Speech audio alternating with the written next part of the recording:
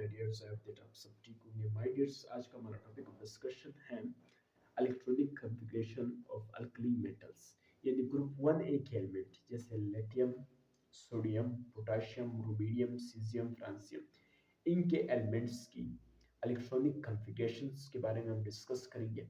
ठीक है my dears, देखिए इनका एटॉमिक नंबर आपको आना चाहिए।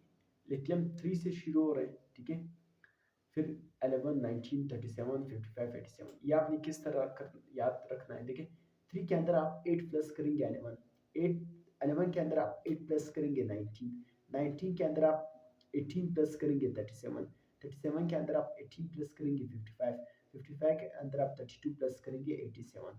तो इस मैजिक नंबर को आप याद करके इस अल्कली मेटल की जो एटॉमिक नंबर है वो आप इसलिए डिटरमाइन कर सकते हैं। देखिए इसके 3 एलिमेंट्स, 3 इलेक्ट्रॉन्स हैं, तो एलियम के 2 इलेक्ट्रॉन्स और 1 इलेक्ट्रॉन वैलेंशियल। इसी तरह 11 नियॉन 10 इलेक्ट्रॉन हो गए, 1 इलेक्ट्रॉन इधर आ गए। आर्गॉन्स 18 इलेक्ट्रॉन्स और 1 इलेक्ट्रॉन इधर 19 हो गए। क्रिप्टॉन, ठीक है, 36 इलेक्ट्रॉन्स और 1 इलेक्ट्रॉन इधर आ गए। ज़ीनॉन 54 इलेक्ट्रॉन्स और 1 इलेक्ट्रॉन इधर आ गए, ठीक है, ये 56 है आई थिंक, ठीक है, तो 1 इलेक्ट्रॉन इधर आ गए। इसी तरह फ्रांसियम में 87 है, ठीक है, रिडॉन में 86 इलेक्ट्रॉन इधर आ गए और 1 इलेक्ट्रॉन ये है। तो इस तरह आप इसके इलेक्ट्रॉनिक कॉन्फ़िगरेशन कर सकते हैं, helium, neon, argon, krypton, xenon, radon, ठीक है, और 1 इलेक्ट्रॉन इसका वैलेंस शेल में आ गए। वैलेंस शेल्स में यानी जैसे लिथियम का, ठीक है, 2 इलेक्ट्रॉन इधर आ गए, 1 इलेक्ट्रॉन वैलेंस में। इसी तरह सोडियम का 10 इलेक्ट्रॉन्स नियॉन में और 1 इलेक्ट्रॉन इधर, ठीक है।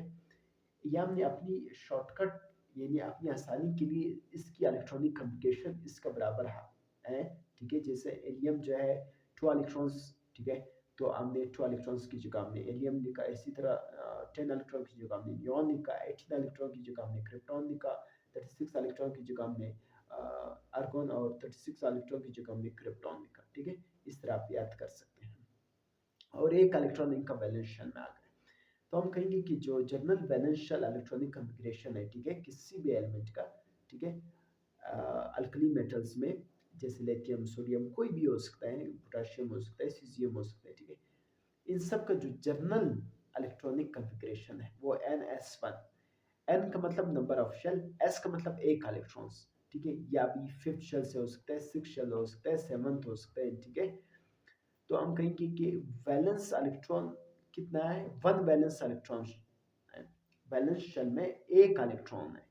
किसी भी अल्कली मेटल्स का अगर आप देखेंगे तो उसका वैलेंस शेल में 1 इलेक्ट्रॉन है। किसी भी अल्कली मेटल को आप देखेंगे, जैसे लिथियम उठाओ, वैलेंस शेल में 1 इलेक्ट्रॉन, सीजियम उठाओ, वैलेंस शेल में 1 इलेक्ट्रॉन।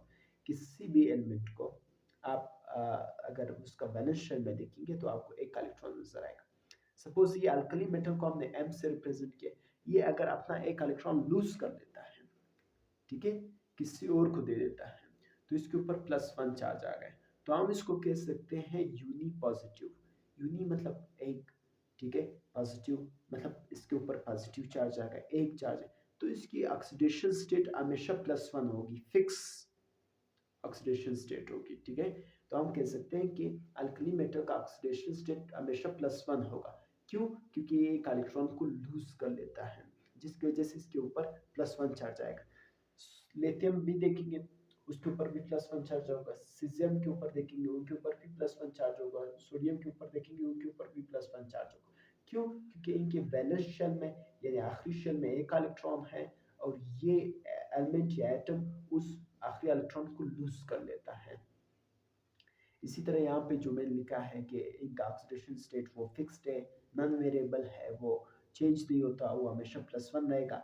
और ये जो है आयनिक कंपाउंड्स है। आयनिक कंपाउंड्स का मतलब ये इलेक्ट्रॉन लूज करके इनके ऊपर चार्ज आ जाता है। जैसे इन्होंने 1 इलेक्ट्रॉन लूज कर दिया तो इनके ऊपर +1 चार्ज आ गया, जिसकी वजह से आप इनको आयनिक कंपाउंड कहेंगे माय डियर्स।